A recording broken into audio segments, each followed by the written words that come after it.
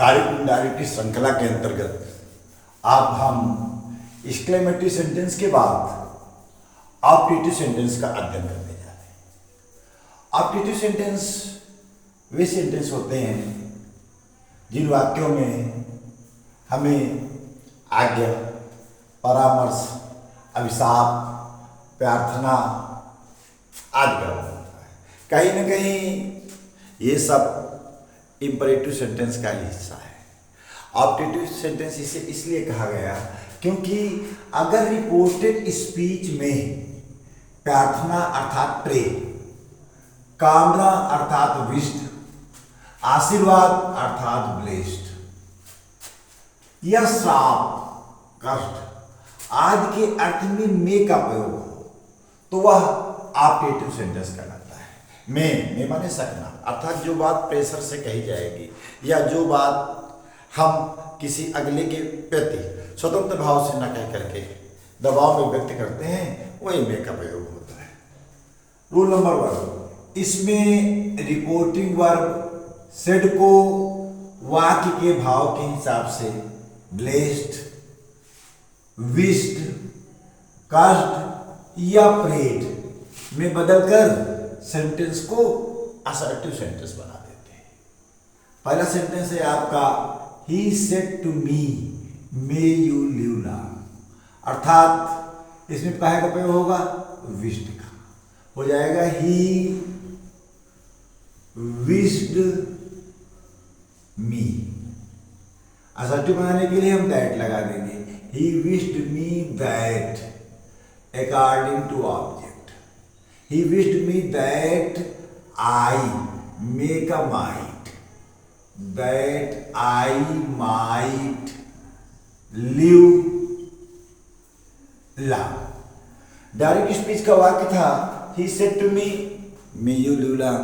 Indirect speech का वाक्य बना He wished me that I might live long।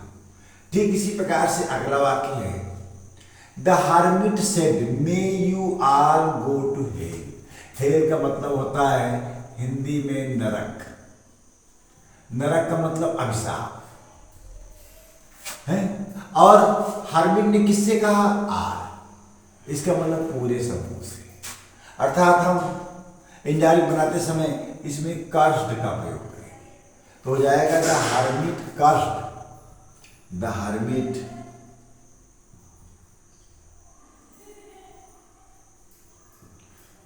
Cursed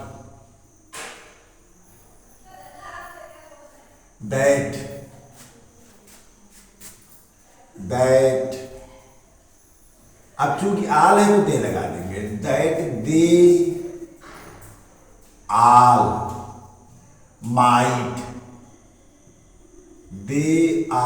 might go to hell। Direct का वाक्य था the hermit said may you all go to hell. Indirect बनी the hermit cursed that they all might go to hell. इसी प्रकार से अगला वाक्य है he said to me may God help you, अर्थात वो ईश्वर से प्रार्थना कर रहा है तो हो जाएगा ही prayed me that God according to object, that God might help you का me। डायरेक्ट का वाक्य था he said to me may God help you। Indirect बनी he prayed me that God might help। अगला रूल है यदि reported speech में good bye अर्थात विदाई या गुड नाइट का प्रयोग होता है तो सिड के स्थान पर गुड बाय होने पर बेड का प्रयोग करते हैं और गुड नाइट है इसका मतलब हम गुड मॉर्निंग या आफ्टरनून के स्थान पर विश्ड का प्रयोग करते हैं। पहला वाक्य है आनंद said good night Krishna.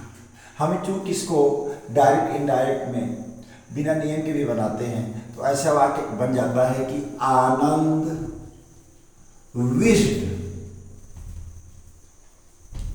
Krishna, Anand wished Krishna a good night, Anand wished Krishna a good night.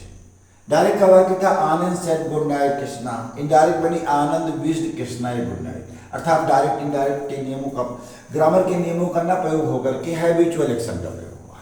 इसी प्रकार से अगला he said goodbye my friends, जब इसको इसी प्रकार से बनाएंगे ही बेड